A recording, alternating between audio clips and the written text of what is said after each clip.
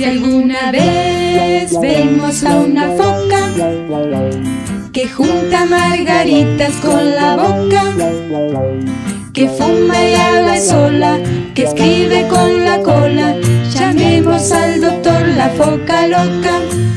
Si alguna vez vemos a una trucha que en lo alto de un árbol hizo la cucha, que solamente nada en agua muy mojada, señores, esta trucha está enfermucha.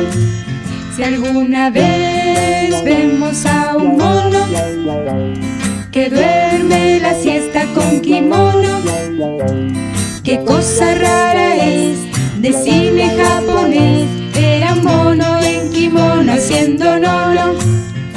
Una vaca que come con cuchara, que tiene un reloj en vez de cara, que vuela y habla inglés, sin duda alguna es una vaca rarísima, muy rara.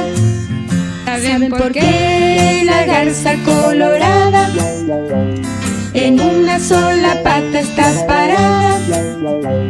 Porque le gusta más y piensa que quizás si levanta la 2 se cae sentada.